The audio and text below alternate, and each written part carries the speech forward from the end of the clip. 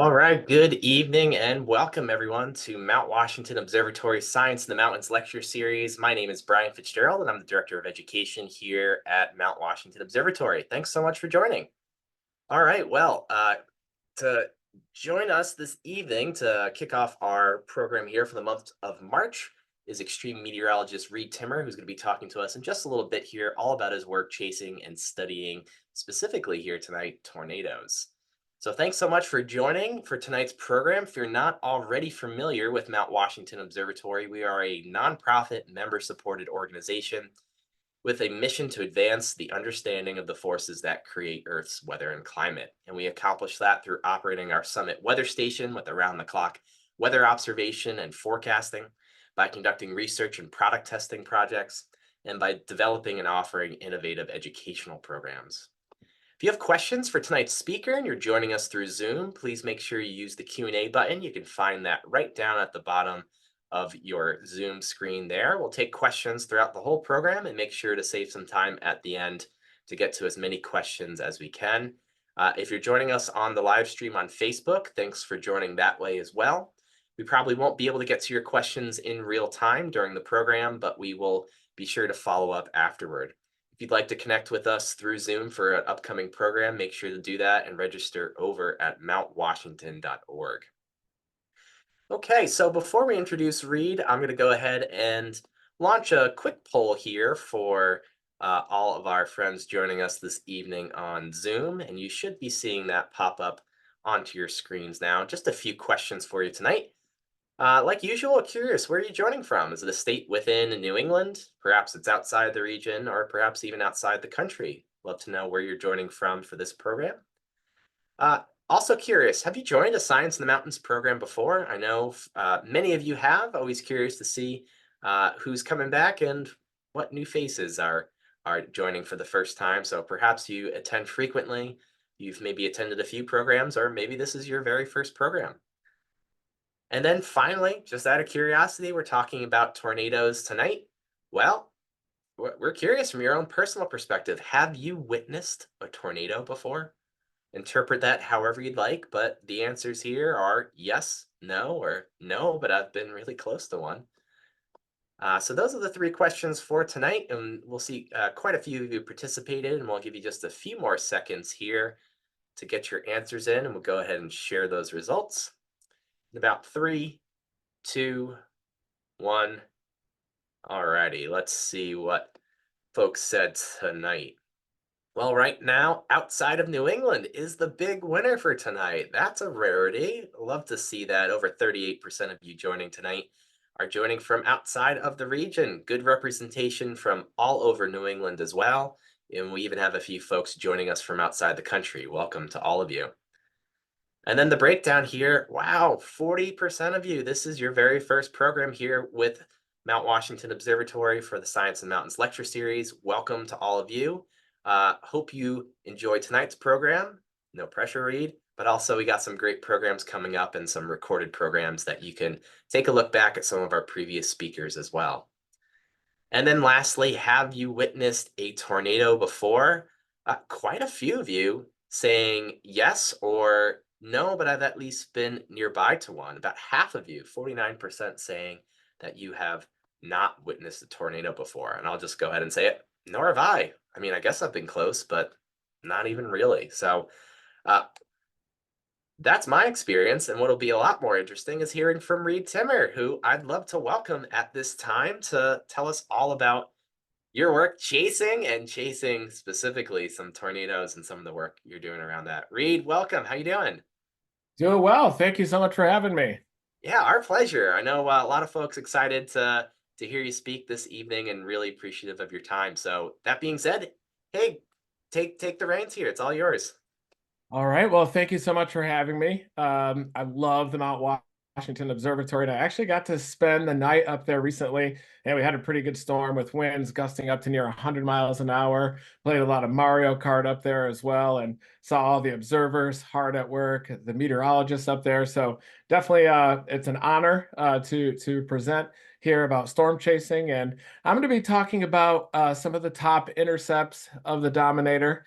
And I'm also going to specifically talk about some of the data that we've collected inside of tornadoes when we're out there in our armored vehicles, which we call the Dominators.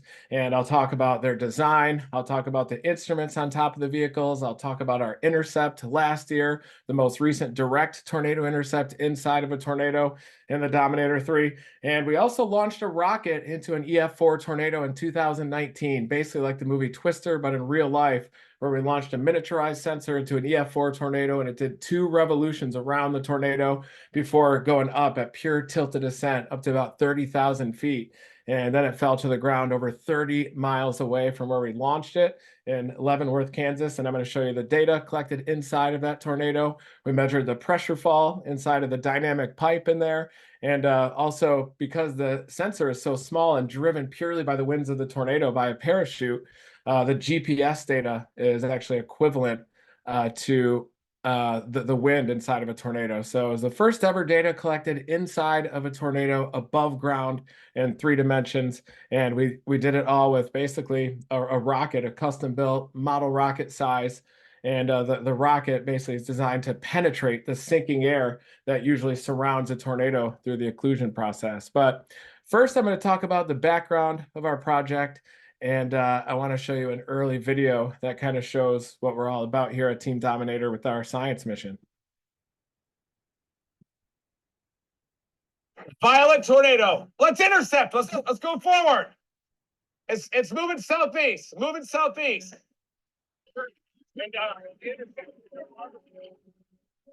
Dude, that is the scariest 200-yard ride of my life. My life left me. I just rather dude. I'm good. Thanks, man. It's a dangerous situation for all of us. It's all about saving people's lives in our backyard. Chasing in Oklahoma is the most violent of the violent. That's why Reed is here. Hi, I'm Reed Timmer, proud new member of the Forewarn Storm Team.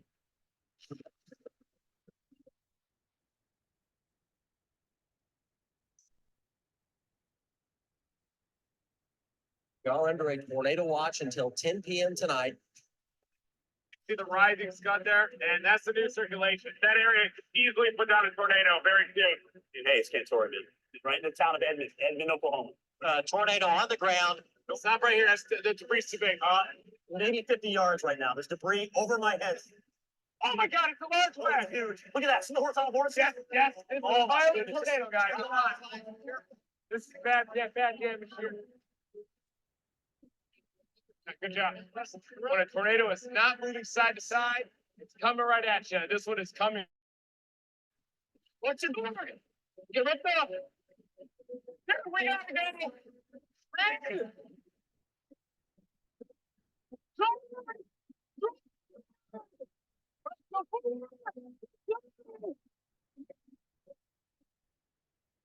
You see the tornado coming down. That's all violent. Yes, it is. Right now, we've got a violent tornado right over. See the huge debris right now. You want windows up. We're in it, guys. We're in it right now.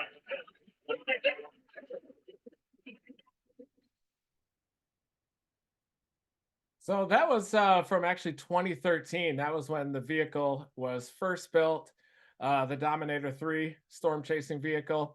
And since that time, we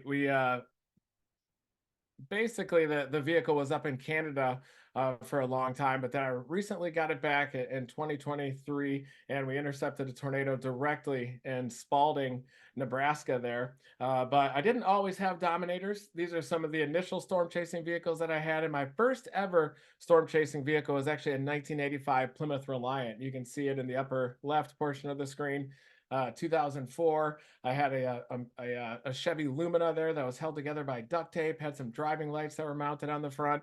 That one, because the hood was actually locked shut, I wasn't able to change the oil for must have been probably 50 or 60,000 miles. And then eventually that car blew up near the Oklahoma-Kansas border. But in 2009, we built the Dominators, the Dominator 1, 2, and 3. And you can see the Dominator 1 on the bottom right. That one's based on a 2008 Chevy Tahoe. And then we built the Dominator 2 in 2010 into 2011 during when we were with Discovery Channel Storm Chasers.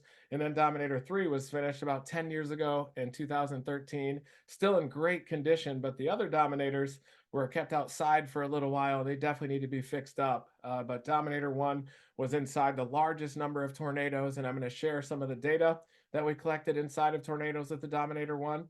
Dominator 2, we had some pretty close intercepts as well, but probably Dominator 1 has been inside a majority of the tornadoes, with Dominator 3 being in a couple, including the rocket launch, because we have that rocket launch on the roof of the Dominator 3. And so our goal with the science mission is to have a multifaceted approach, delivery mechanism approach as well. We wanted to launch rockets to have Lagrangian drifters that go around inside of the tornado. We also wanted to deploy ground probes inside the tornado to record that elusive ground data of the tornado, because that's really the relationship with the ground that is so impactful to structures and people that live on the ground. So of course you want to better understand the winds that happen at the surface, but you also want to have that three-dimensional understanding of the tornado, not just right at ground level, but the pressure aloft, to really understand tornado genesis and the evolution of the tornadoes. And you also need gradients and thermodynamics inside of the tornado too. So if you have multiple sensors inside of the tornado at the same time, then you can actually measure gradients and thermodynamics. And that's what really drives the wind inside of the tornado. It's what drives the behavior inside as well. And we've observed almost 700 tornadoes now in the field since 1999. And I started storm chasing in 1996 when I got my driver's license growing up in Michigan. Saw my first tornado October 4 of 1998, and then quickly saw an F5 as a freshman at the University of Oklahoma in May 3rd, 1999. But witnessing all those up-close tornadoes, I've seen all the complex dynamics firsthand. I've seen those jet-like vortices underneath a dynamic pipe of low pressure, which is basically the funnel cloud or the tornado cyclone aloft. And once it gets within ground level, it excites those rapid vertical pressure gradients. And that's when you get the jet-like vortices that will funnel right up into the dynamic pipe that's hovering just above the ground. And so it's the vertical winds and the updrafts that also cause a lot of damage, even at ground level inside of tornadoes. And so that's why our science mission is not just about measuring the horizontally rotating winds at ground level, but we also want to measure the thermodynamics high up inside of the tornado in 3 dimensions. And we realized through a lot of trial and error, by trying out air cannons, even shoulder-mounted potato guns to shoot sensors into tornadoes. Nearly got hit by one on foot one time in Bennington, Kansas in 2013, trying to launch the shoulder-mounted air cannon into the tornado. But we realized that you can't even float a parachute or even a balloon toward the tornado if you're too far outside of it, because there's sinking air that surrounds most tornadoes because of how they form. They form through a process called mesocyclone occlusion, where an area of sinking air will cut right into the mesocyclonic updraft, tightening up the spin, or the spin already tightens up and wraps that clear slot around it. But that process, seeing firsthand the dynamic pipe, the complex fluid dynamics that are involved, has definitely gotten me interested in trying to measure real observations inside of tornadoes through storm chasing. And seeing the suction vortices also firsthand piqued my interest in measuring data inside of tornadoes and building tank-like vehicles that can record data inside of the tornado that other people cannot safely collect. But we've seen these suction vortices in nature with real tornadoes from close range, including this one on May 4, 2007. And this was the same day as the Greensburg, Kansas EF5 tornado. But you can see that they have a kink just above the ground and they wrap around in a helical configuration. And Dr. Fiedler, a famous tornado scientist and modeler out of the University of Oklahoma, was able to model the behavior of these suction vortices. And he showed that the strongest pressure falls and the strongest winds happen right near ground level. And that's that orange coloring that you see there in that image at right. And that's not a good thing for humans, because we live at ground level. And if we get impacted by one of those suction vortices, that's where some of the strongest winds can happen. And it's even been theorized that the wind speeds could even approach the speed of sound inside of those most compact suction vortices and the most intense tornadoes. And those strongest winds will happen very close to ground level, according to Dr. Fiedler's research. And here's another tornado that we saw that exhibited that helical configuration in the suction vortices. This one was also about 10 years ago, May 17, 2013. Look at that helical suction vortex, a kink just above the ground. And above that, you have a dynamic pipe of low pressure that's basically drilling down through all this stable air. And once that reservoir of low pressure with cyclonic spin around it gets close to the ground, then you get the exciting of those vertical vortices, those jet-like vortices that are really intense. They have a very loud roar to them as well, and they're capable of causing some of the most extreme damage that tornadoes can cause. And I'll show you some of the video of these in action really quick. Looks like I have to end the slideshow quick to pull this up under Zoom, which is okay. So this is on the same day as the Greensburg, Kansas tornado, May 4, 2007.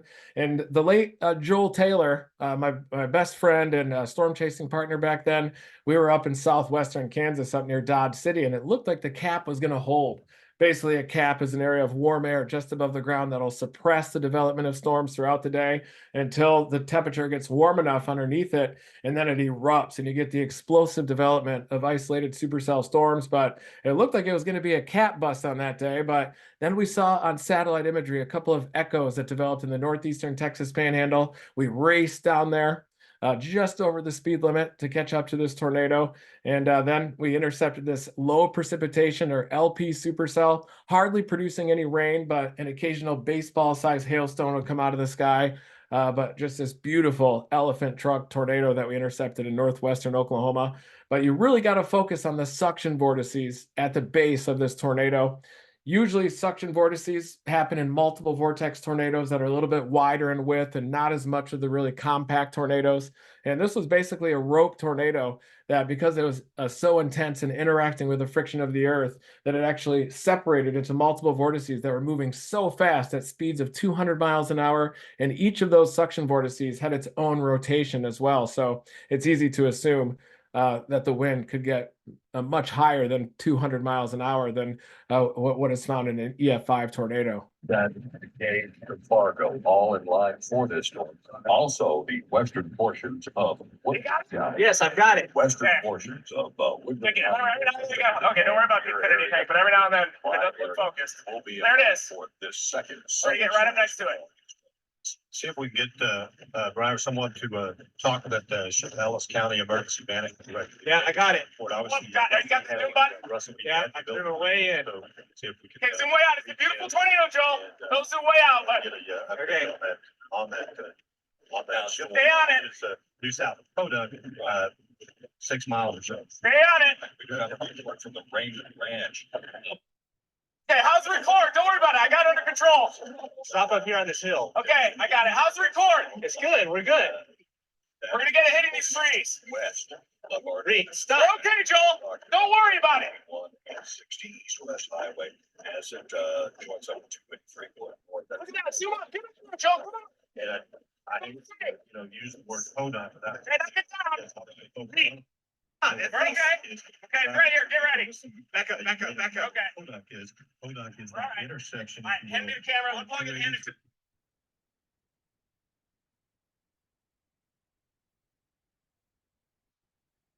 Okay, stop. Okay, we gotta go. Wow. This would be just. Turn off the windshield wipers. Turn off the wipers. And Don't get in an accident. that is in the path of that street. It's now 4 miles. It's very potentially. But even right here, before the tornado splits into multiple vortices, you can still see that kink just above the ground as it interacts with the friction of the earth. And Dr. Fiedler's research showed that the lowest pressure falls, the strongest winds happen basically from that kink all the way down to the ground. And Joel and I switched drivers. This is actually the last time that he let me drive, I think, back then. And he put the car in reverse and started reversing even when the right door was still in the open position. 10 miles.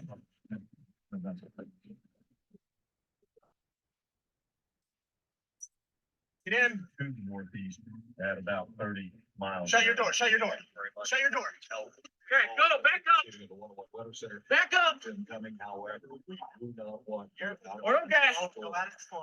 Well, you can also see this is the condensation funnel of the tornado. That's basically cloud matter that you see. So, and you usually see a funnel cloud of a tornado. It's basically just rotating fog or rotating cloud matter, but it also will have a debris cloud when those very rapid winds will happen at the surface that can loft the debris cloud at the base. Sometimes you can even have a pure dust buster tornado where all the dust will go around the condensation funnel. And sometimes the cloud base, below cloud base, the environment is so dry that you don't even get condensation all the way to the ground, and you can get kind of a nipple funnel aloft at cloud base, but it'll still have a circulation on the ground, but it's just not condensed. So a lot of that is invisible. But as you start to get dust that infiltrates the tornado, you get a large dust cloud and debris. But this tornado matured in the field just to our east. And if you watch closely, you can see some of those suction vortices in action, and realize too that the atmosphere more easily condenses in lower pressure. So basically, the funnel cloud is a pipe of low pressure that goes all the way up that has cyclonic spin to it as well, and intense updraft. So not only is a tornado the horizontally rotating winds, but it's also very powerful and potentially damaging updrafts inside of the tornado. So if you watch very closely, you'll see the action of those suction vortices as this tornado interacts with the friction of the earth, splits up into miniature tornadoes that are racing along at speeds of 200 miles an hour, and each having rotation of themselves. And each of those tiny little tornadoes are probably like 1 meter wide, just about 3 or 4 feet in diameter. So if you can imagine a tornado with winds approaching the speed of sound and suction vortices, one of those really skinny knife-like vortices hitting your vehicle, you have to wonder what that would do. It'd probably, at the very least, potentially loft the vehicle. So you can see those trees getting lofted in a straight up direction at times. And you start to see the action of those suction vortices already. Listen to the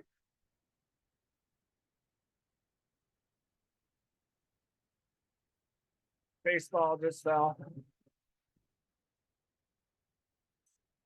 I got it.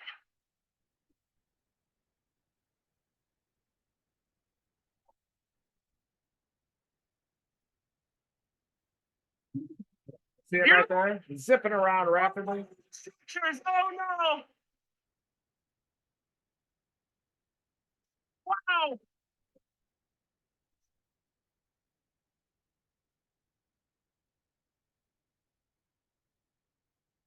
So you saw that tree actually, it was flattened just outside of the condensation. So it also shows that the damaging winds extend well outside of that dynamic pipe of low pressure too. Watch that tree just get flattened. So it was actually flattened by that intense downdraft just outside of the tornado.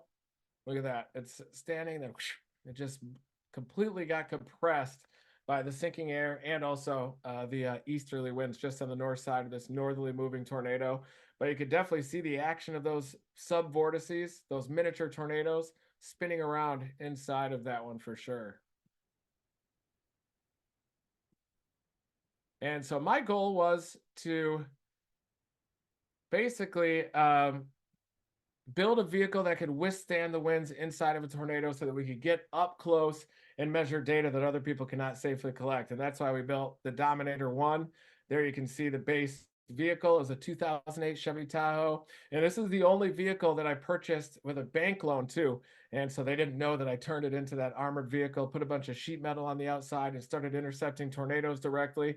One of the biggest intercepts that we had with the Dominator 1 was in 2009 and June 17, and we intercepted 3 tornadoes during a single year. And that one actually blew out my side window because we didn't have the armored window anchored in place. I just had the regular window, the inner window lifted up. It blew out inside of my face, blew out inside of the vehicle, and ended up getting some cuts during one of the episodes of Storm Chasers. But we measured 138.8 mile per hour wind inside of that tornado in June 17 of 2009. And we also were deploying a vertically mounted Doppler radar inside of the tornado. So we had that mounted on the roof of the Dominator 1, and that pointed in a straight up direction.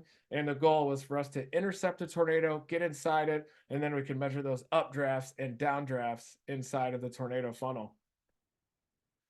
And since that time, we built the Dominator 3, and it has more instruments on the roof. We have our rocket launcher, which is basically built from custom parts out of a junkyard. And that is built, it connects to a joystick on the inside of the Dominator so that we can aim the rocket at the inflow notch of the supercell.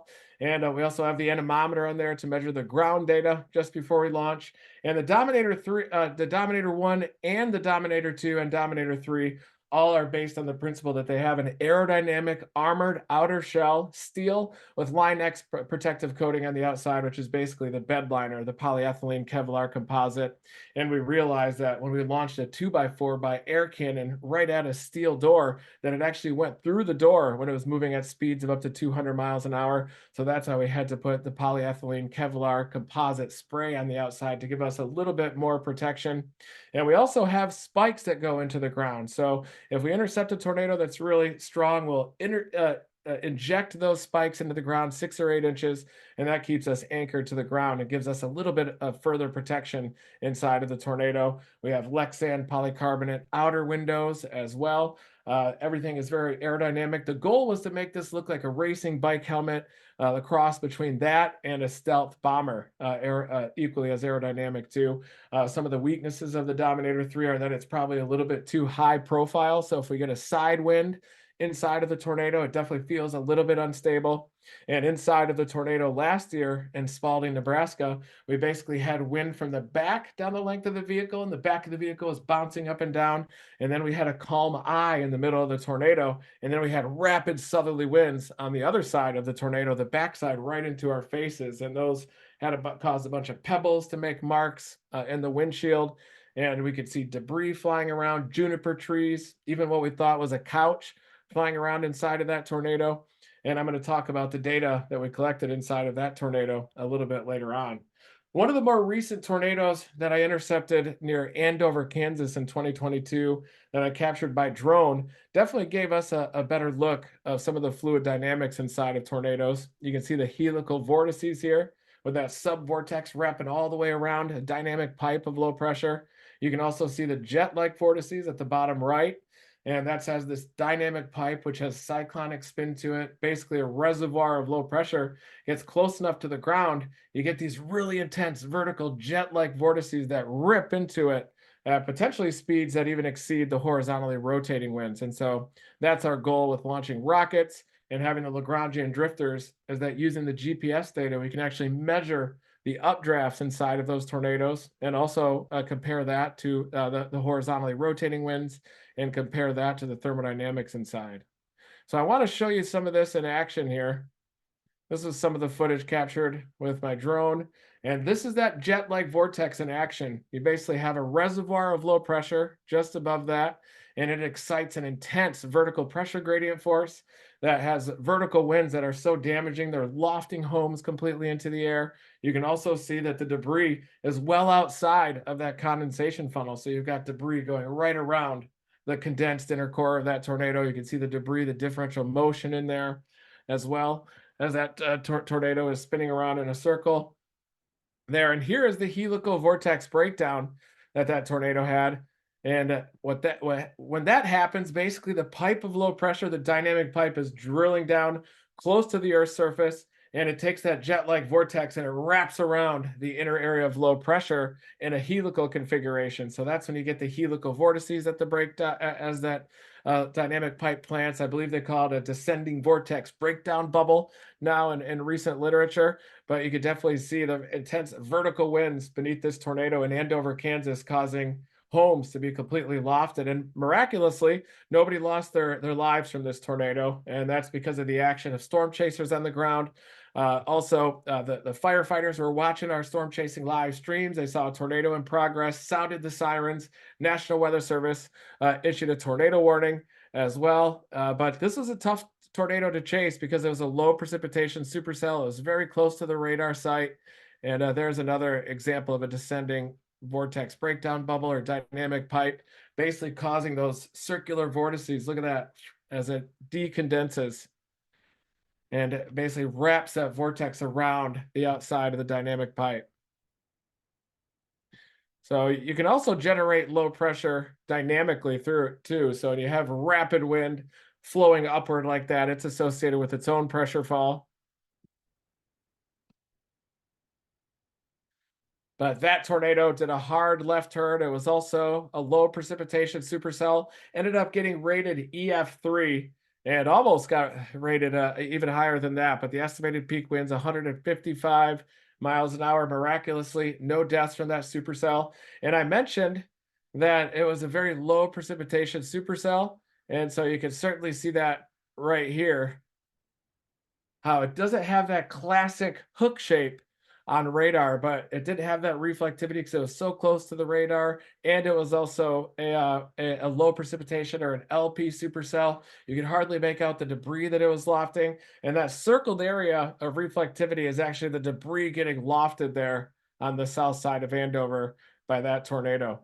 Another crazy intercept we had, June 17, 2014. I'm just going to go down the top 5 intercepts. Number 1 being the most recent one, and then number 2 being the rocket launch into that 2019 tornado. But back at June 17, 2014, we were experimenting with a lot of different delivery mechanisms for a hardware into tornadoes, including these transparent bubbles called zorbs, where people would actually get inside and run around like a hamster in a wheel, bump into each other, sometimes even run down mountains, which is incredibly dangerous. So we asked Zorb to build a smaller version of that can house a camera and instruments. And the goal would be for that Zorb to race along the surface inflow and then go straight up into the tornado, measuring data as well. And we deployed that on June 17, 2014. It was heading toward the massive Coleridge, Nebraska wedge tornado. Didn't quite get to the tornado cyclone because it actually got carried away by a flash flood. And we were able to track down that probe later on, realize that it was kind of impractical to deploy like 50 of those float bubbles. We'd have to be in the path of a tornado. And a lot of times they're not able to ride those dual inflow channels all the way to the tornado where they can get inside and then sample the dynamic pipe. But we also deployed a ground-based probe on that day, June 17, 2014. We experimented very early with quadcopter drones, with different ground rocket launcher methods. We also experimented with miniaturized Lagrangian sensors as early as 2010, working with some engineering firms called Hyperion Technology Group back in the day. But the technology didn't quite get there until about 2018-19 with long-range radio and meeting Mark Simpson, who's chasing spin on Twitter, and a genius that was able to custom build all those miniaturized sensors, put GPS on there, all different types of sensors that can measure pressure, relative humidity, temperature, barometric pressure, GPS. And if we're able to launch multiple of those sensors into a tornado, then we can start measuring the dynamic pipe. So the strongest wind that we ever measured with the Dominator was 155.2 miles an hour on the ground horizontally. And not surprisingly, it was inside of a tornado that was roping out. And a lot of times when tornadoes will rope out, the air will compress. It's like a figure skater pulling in their arms. They'll spin faster. And they sometimes, because of how compact they are, they can be capable of producing even stronger winds, like this one on June 5, 2009, southeastern Wyoming. The Vortex Project was also out there doing a lot of research, scanning this tornado with mobile radars, ground probes just outside of the tornado. And here's our wind data measured inside of that tornado just as it was roping out, peaking up above 150 miles an hour at 155.2. And you definitely know that you're in the center of the tornado when the sharp wind shift coincides with your wind maximum. So the wind speed here is the blue curve, and each of those red dots is your change in wind direction, which is in degrees on the right side. You have wind speed on the left side. And this is ground data measured by the Dominator. And this is the June 17, 2009 intercept, where we measured that 138.8 mile per hour wind. Because he didn't have off-the-shelf drone versions back then, we had to custom build an RC aircraft with a 15-foot wingspan that actually housed parachute probes in the base of it and was capable of deploying those parachute probes into a tornado. Oh, there we go. Let me pull up that video for you. So I'll show the launch of this drone, and I got a bunch of letters from the FAA trying to shut this down once this episode aired on Discovery Channel. But this was one of our early Dominator airlines. Coming down.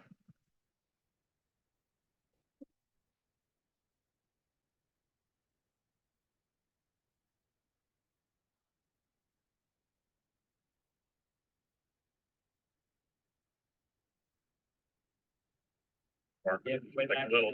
They know, like right up in front. Oh, right. See that.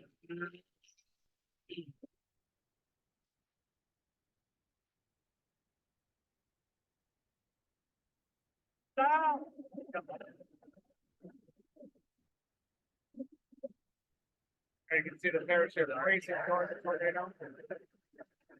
But one thing we learned through trial and error here is that these parachute probes would get deflected straight down to the ground because of the sinking air that wraps around the tornado due to the occlusion process. Basically, you have an area of descending air that wraps around through the occlusion process, and all of that is descending. And so to penetrate that sheath of sinking air, you really need the propulsion that a rocket will provide. But there you can see looking straight up at the cinnamon bun of a tornado. That's looking straight up. That's what a tornado looks like when it's descending down at you. And this is the 138.8 mile per hour wind that we measured inside, blowing out the side window. We're in it. Here's popping. Oh, no pressure. Standing radar. We're inside it right now. Look at this. Look around, man. It's awesome. All right, train flat. All right, we gotta get out of here. Popping. Bubble camera. We're inside it right now. Look at this. Look around, man. It's awesome. All right, train flat.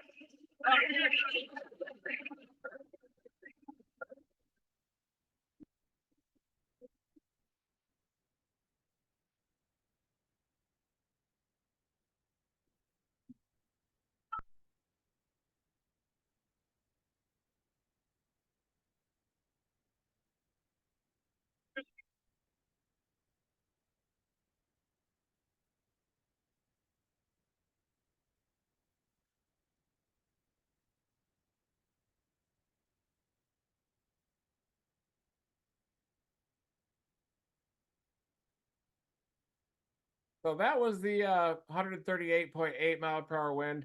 And ironically, it was also a suction vortex too that wrapped around the backside of the tornado. There's the data plot that we recorded with an RM Young anemometer peaking up at 138.8 miles an hour. And again, you know that you're directly inside of the tornado because the sharp change in wind direction coincides with the wind speed max once again. And just by the nature of closed rotation, that's how you know that you're inside of that tornado. And again, this is all ground data. And the only way to measure this data above ground inside of a tornado, we learned through trial and error, is that you need the propulsion that a rocket launch will provide. And you also, your science mission is only as good as the sensors that are involved. And trust me, finding miniaturized sensors is nearly impossible. And thankfully, we're able to work with Mark, Chase and Spin on Twitter. And he was able to custom build those miniaturized sensors that go up into the nose cone, and they're lightweight enough so that they move along directly with the wind. That's called Lagrangian movement. And you need a sensor that moves right along with the wind, because then the GPS data is equivalent to the wind speed measured inside of the tornado. So I'm going to show you a quick video here of the rocket launch, and then I'm going to show you the data that we collected. What? Help me, Mark. It's rotating hard. It's coming right at us. Sean, don't go, Sean. We're good.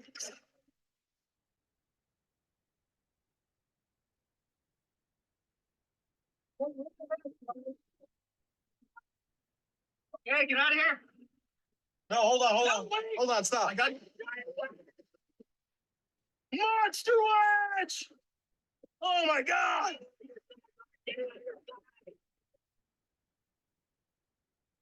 And so right there, Mark is holding the receiver out the window, and he built it out of Tupperware. But there's the long range radio, the antenna, and he was able to receive live data from the probe as it was moving around inside of the tornado. He was able to see it rise up past 10,000 feet, past 15,000 feet.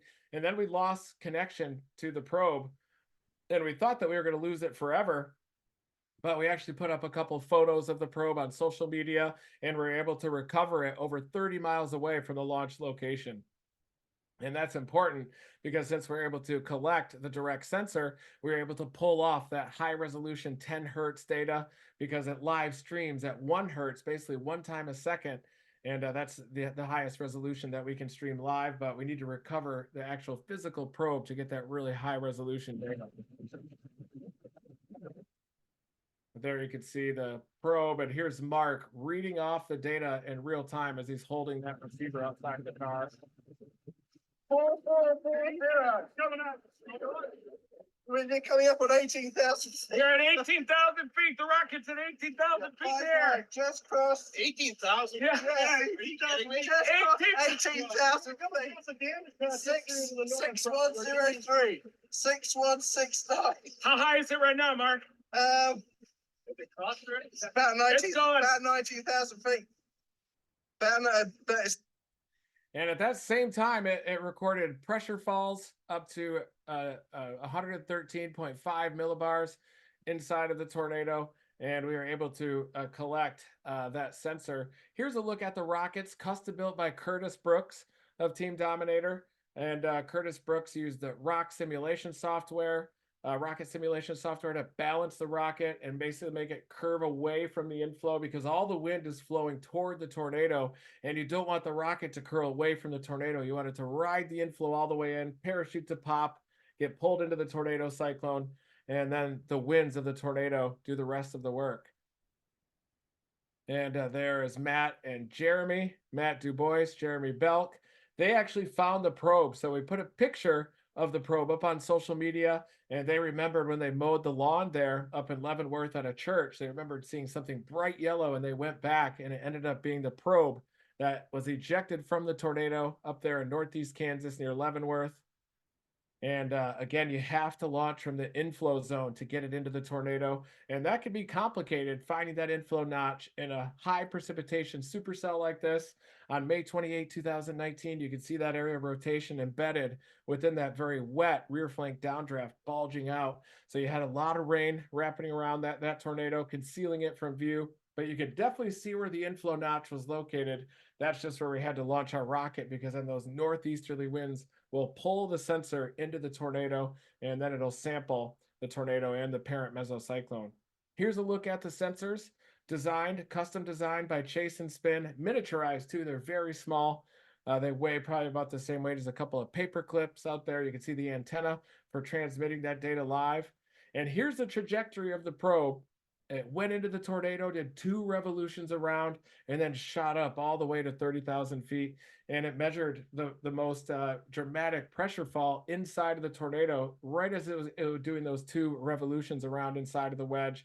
And that coincided with EF3 damage confirmed by National Weather Service damage survey right on Highway 59, right south of where we launched. So the probe was already doing circles around the tornado inside, sampling the radius of maximum wind, sampling the tornado core inside. And it also collected data inside as well. And the total GPS speed, we measured winds of up near 190 miles an hour inside of the tornado, just above ground as it was doing those revolutions around the tornado. And then interestingly, almost 0 rotation as it entered in the center of the mesocyclone, the parent mesocyclone, but it went at speeds of up near 180 miles an hour once again, at least over 85 meters per second as it cruised all the way up to the top of the mesocyclone and then just oscillated up near the top before falling down to the ground. But we also measured the orientation of the drone using an IMU, which was Mark's idea as well. Kind of shows how the axis of the probe will turn around and what forces are being generated on the probe as it's moving through the tornado. We realized that because the probe's moving along with the winds, that debris isn't as much of a concern. That's a lot more of a concern if you're intercepting a tornado, you're stationary, and you're getting hit in a ground relative sense from debris going around inside of the tornado. But here's some of the pressure falls as well. That pressure fall, the peak just before the maximum updraft was measured inside of the tornado, was minus 113.5 millibars. And then we shot straight up the probe 63 meters per second.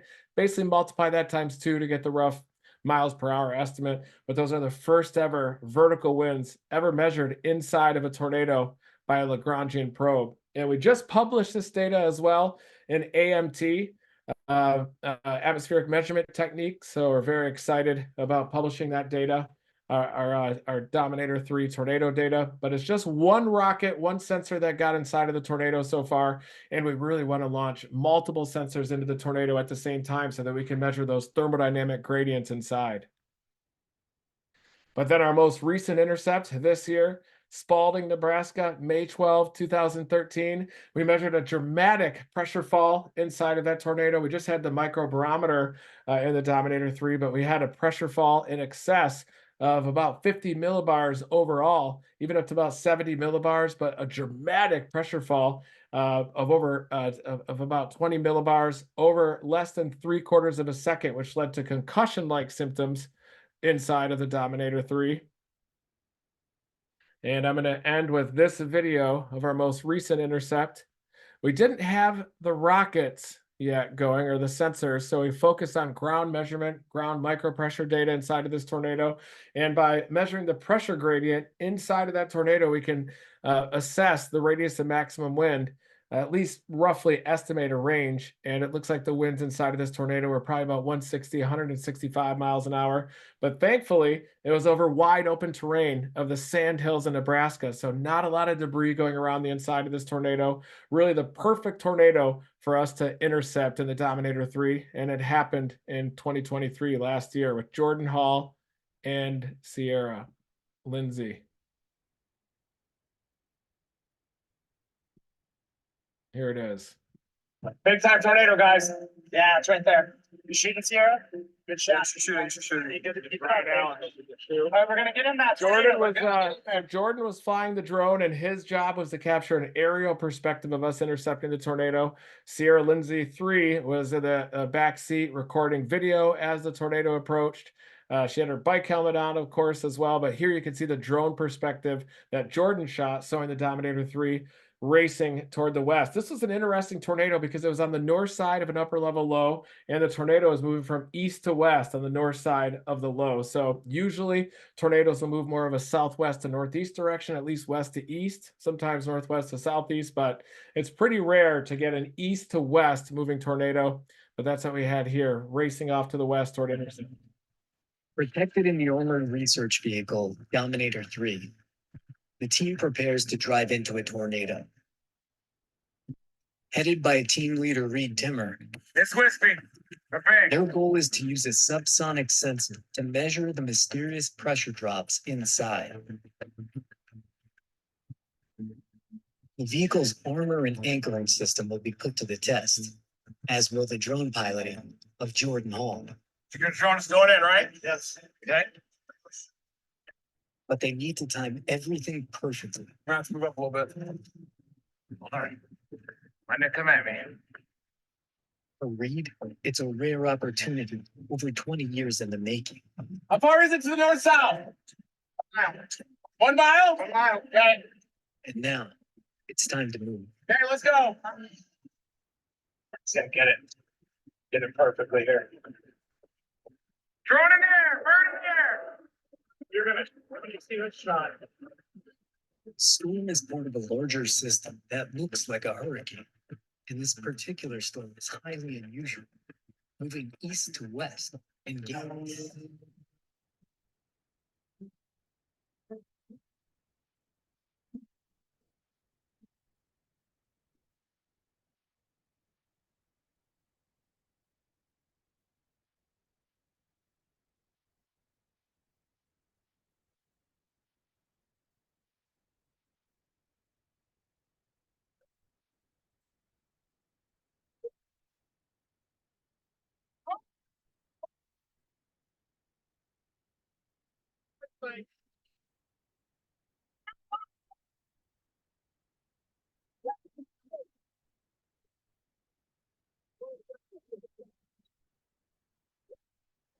It's a You can see some of the erratic behavior in there was likely due to that intense pressure fall inside of the tornado, which can have even some physiological impacts on the brain.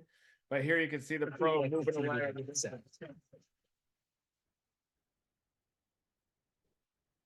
A dead center recording of data inside the tornado. The first intercept by a woman in the Dominator.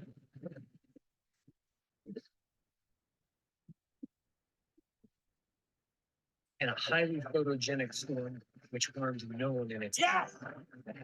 That's intense. What do you think? That's awesome.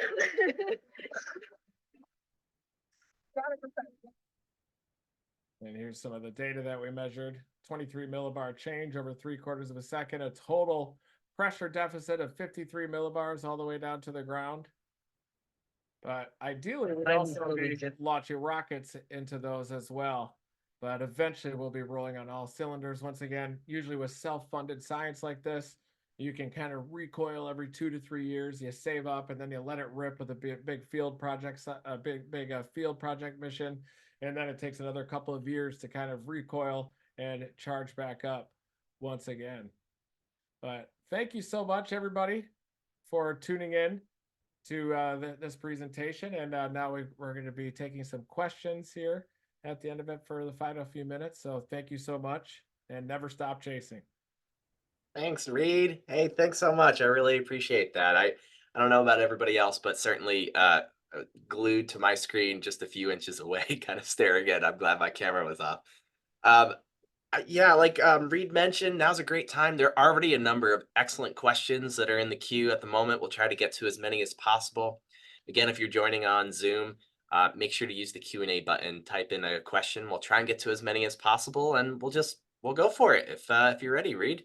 Yep, let it rip. All right, let's see. Well, I think this question came up maybe in a couple other spaces, but Mindy had asked early on, do you happen to know what like the maximum wind threshold might be for the Dominator 3? I mean, certainly you have some data that's what up in the 150 range. So what do you theorize it could handle? Yeah, that's kind of the scary part about intercepting tornadoes is we don't really know what that maximum threshold is. And if you intercept an EF4 or EF5 tornado, it could easily throw the vehicle potentially. So you kind of have to line up those tornadoes visually that you don't think have the potential of becoming a violent tornado. It depends on the setup a lot of times, also just eyeballing it. But also the lack of debris makes a big difference. So if you have a lot of debris loading inside of the tornado, then it's hard to survive a tornado of that intensity. So that's why we kind of reserve intercepting of tornadoes for the high plains out there where there's not as much debris going around inside of the tornado. Well, your answer there, I guess, sorry to jump on ahead of other people's questions, but I mean, it was going through my mind, safety wise, relatedly. So, I mean, are there kind of like no-go certain threshold scenarios where you are just not willing to intercept storms? Or can you talk a little bit about, I mean, what is acceptable risk for you? Because I assume it's a little different from the average person. Yeah, I think for storm chasing, I've seen a lot of them, and I feel like I know which ones we couldn't intercept. And certainly, if there's a violent tornado or a really large wedge capable of breaking up into those smaller suction vortices, we won't intercept or at least get in the outer circulation close enough to deploy rockets into. But I'm always looking up at the width of the occlusion, the width of the dynamic pipe inside of the sheath of sinking air to kind of learn what the maximum width of the tornado could be. How rapid is the motion at cloud base to know kind of how intense it could be. So for the most part, an EF3 tornado is probably the limit for me. But in real time, it is kind of a subjective science when you're starting to line up these tornadoes. So that's why it's such a rare opportunity to intercept one. And that one up in the Sandhills, even though it looked large, fully condensed, it wasn't quite as strong as those tornadoes can attain. And a lot of that is due to the nature of the setup, the background setup, the synoptics, down to the mesoscale, and also just the strength of the mesocyclone above it. But if like, for example, on the super outbreak of April 27, 2011, we were unwilling to intercept any of those tornadoes just because we knew it was such a high ceiling event that the environment was really supportive of those EF4 and EF5 tornadoes. Interesting. Okay. Well, yeah, that makes me wonder at some numbers here, but and I'm sure you're curious about what maximum numbers you could probably take, but I I think we could guess you may probably not know. handle up to like up to 200 miles an hour if there wasn't any debris in there. Maybe, but not any stronger than that. I think between like 160 and 200, it's kind of in that gray area. So, I'd realistically like to keep it 150 and under. I don't blame you. Don't judge you 1 second. Another question here from Ray, who is asking and curious about. So, I mean, I know you mentioned funding a little bit, self-funding. Generally speaking, where does funding come from to do the work that you do? Well, it comes from my own savings mostly, and that funding comes from social media revenue. It comes from a lot of licensing of footage, a lot of day rates for media organizations. Really, just working like 6 or 8 jobs at the same time as a storm chaser. They all are kind of related, and each one individually is not really enough to support you. So you have to stack all those jobs on top of each other to make it work, and then you have to stack more on top of that to generate enough savings to support a science mission. And we have a lot of sponsorships out there as well, but definitely has been a grind over the last 20 years or so of funding that. And I think that in the future, we're going to be looking more toward federal funding, maybe applying for some grants coming up, even some private funded grants as well to kind of help out with some of the funding of the big research. Yeah, absolutely. Well, not related to funding, but I saw this pop up in a couple of people's questions. I know you talked a lot about cyclonic flow or turning. A couple folks just curious. Are tornadoes, remind us, are they turning clockwise, counterclockwise? Does that change depending on what hemisphere you're in? Yeah, and they can actually spin both clockwise and counterclockwise, but there's not very many that turn clockwise here in the northern hemisphere. A vast majority of them, I think, probably greater than 98% of the maybe 95% of the tornadoes are, yeah, probably upper 90s are rotate counterclockwise in the northern hemisphere. In the southern hemisphere, though, a vast majority of the tornadoes spin clockwise. And that's because of the nature of the shear profiles. In the southern hemisphere, a northerly wind is a warm wind. You have westerlies in both hemispheres, prevailing westerlies, but up here in the southern hemisphere, it's a south wind that flips around to a westerly direction, and that favors the right moving supercell, which will dominate and produce more tornadoes than the left mover. But if you're chasing down in the southern hemisphere, like in Argentina, for example, then you want to target the left moving supercell, the one that's moving toward the equator. But a vast majority of the tornadoes in the southern hemisphere and the Pampas, for example, will spin clockwise. But you can get anticyclonic tornadoes as well. And it's a lot easier to get tornadoes that spin clockwise when they're non-supercellular too, when they're land spouts or water spouts, fair weather vortices or gustnadoes, for example, can more easily spin both directions. Fascinating. Okay, I can't say I claim to know that one either. And I guess I'll remember that counterclockwise mostly, just kind of like large areas of low pressure, like we see in the northern hemisphere, right? Yep. Yeah, definitely. They're all Okay. just low pressure centers. I think All they're right. just struggling to achieve equilibrium, or they play such a pivotal role in heat transport on our planet too. I think all vortices of all scales are pretty important for that, from tornadoes up, just because of all the dynamic heat, all the latent heat release that happens with such rapid condensation. Yeah. Fascinating. I question here from Sandy, who's curious, and maybe you can remind our audience. Generally speaking, I mean, what is the average time that a tornado is active or even on the ground? And I guess what have you seen from your experience as well? Yeah, I would say the average is on the order of a handful of minutes, and I'd have to look that stat up to be honest. But of all the tornadoes I've seen, most of them are pretty short-lived. But you can also get those long trackers that happen, and a lot of times they happen this time of year in the Mid-South, in an area that we call Dixie Alley down there that stretches from East Texas across Mississippi, Alabama, Tennessee, Kentucky, even into southern Illinois, southern Indiana, and into the southeast. And you get faster moving tornadoes down here, and they'll be on the ground for much longer paths because they're moving faster and because they're on the ground for longer. But sometimes you can even get tornadoes that could be on the ground for many minutes, even an hour or two for the real long track ones. But for the most part, they're on the order of minutes. Interesting. Yeah. Um, I, there's so many. I'm both listening and I have to admit, looking at all the fascinating questions that are coming in at the moment, trying to make sure people are heard here. But there are a couple folks, both Jude, who's 8 and wants to be a storm chaser, is interested in meteorology, even a middle school teacher here, Rena, who's curious about basically how to get young people involved, interested in meteorology. Certainly doesn't need to be storm chasing, but I don't know if maybe you can speak to a little bit about your pathway into meteorology and what you've seen and how other youth have gotten involved in meteorology. Yeah, well, I think the theme of this presentation is really to never stop chasing your passions, whether it's storms, whether it's another one of the sciences, whether it's a non-science, whether it's mathematics, physics, or social studies. I think as long as you do what you love for a living and pursue your passion, it's really easy to work hard, to do it well. And there's a lot of online resources for people that are interested in meteorology these days too. There are the Comet training courses. I do a lot of training courses as well on my social media, on my subscriber platform. We did some classes with Varsity Tutors recently as well. An organization that's very important these days, Girls Who Chase, is another one that's doing a spring training exercise. And you can find people on social media. Convective Chronicles is another good one on YouTube that does a lot of training, a lot of forecasting, a lot of storm chasing as well. And if you're really interested in the science of meteorology, then studying it in college definitely makes sense. And pursuing education and storm chasing at the same time as what I did at the University of Oklahoma. And I was chasing probably a little bit too much and ended up going to college for 17 straight years. So I was continuously enrolled from 1998 to 2015. But I always wanted to be a professional student anyway. And but there's a lot of more pathways to become a meteorologist and also a storm chaser these days than ever. And we've got the second movie Twister coming out, Twisters, and I think that'll probably energize our community even more and make Yeah, more. that was a big movie for a lot of us, even if we didn't get into meteorology. Yeah.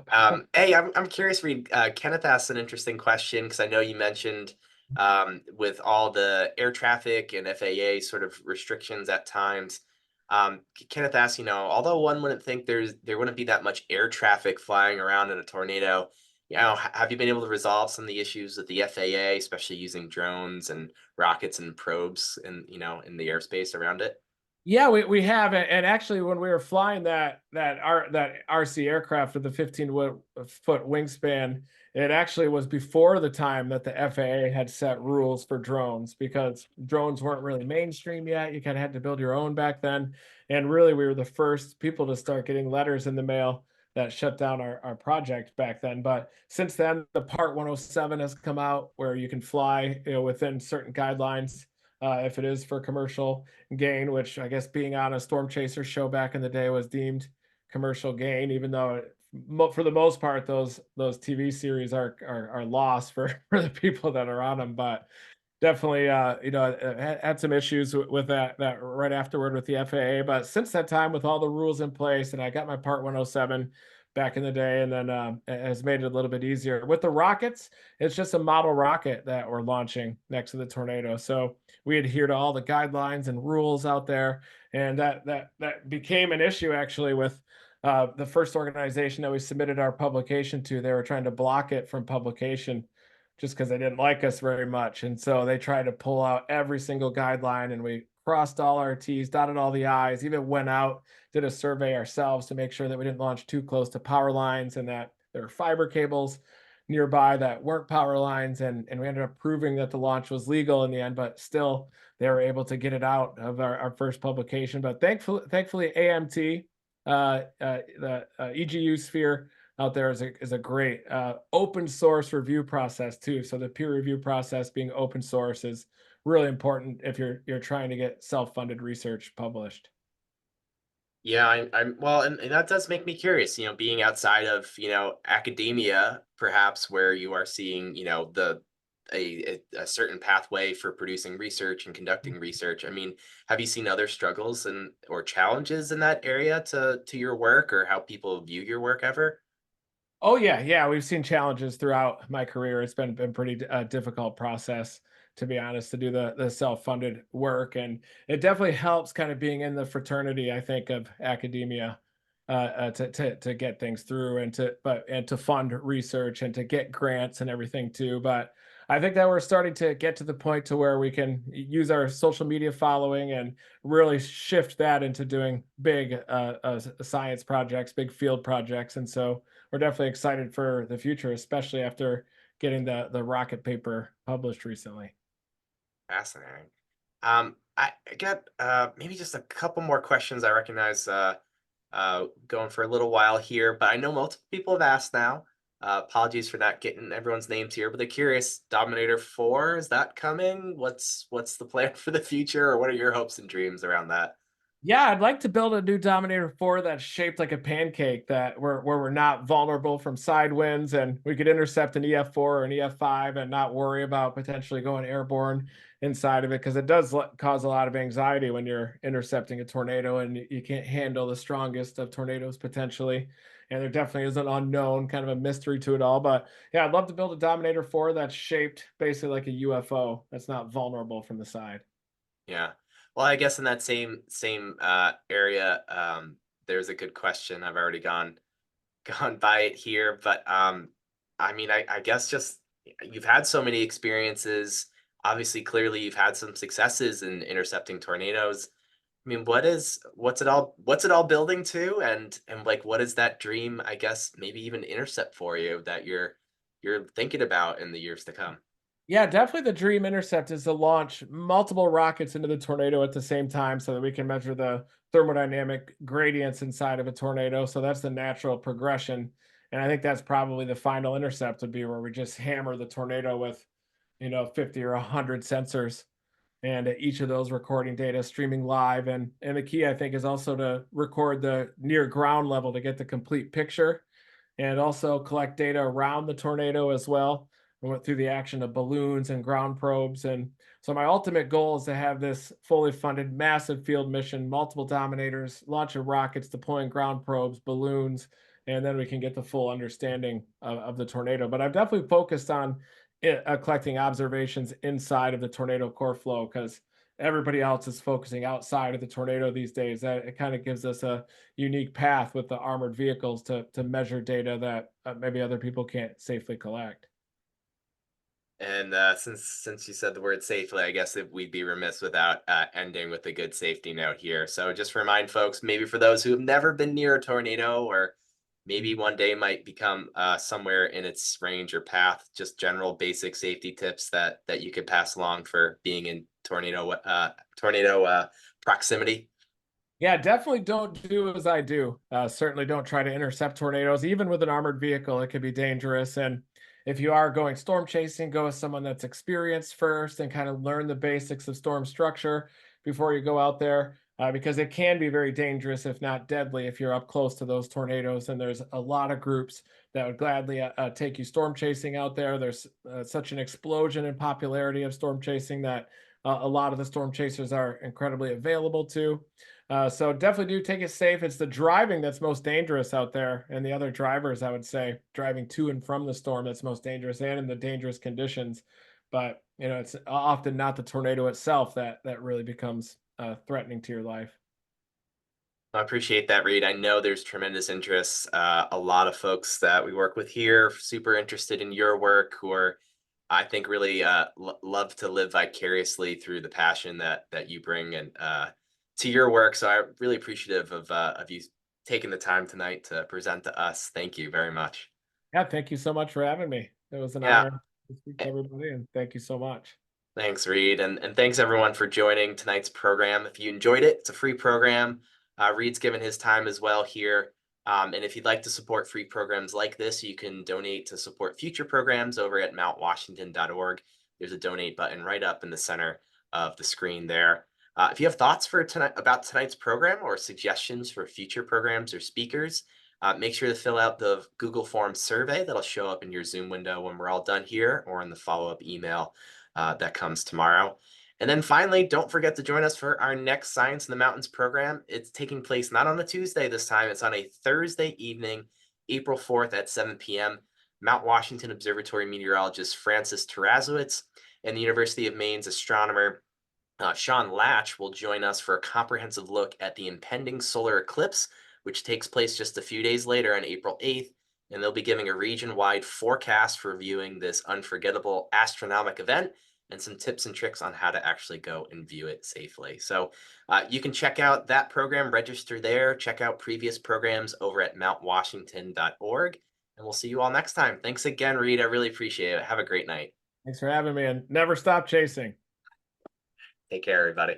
Take care.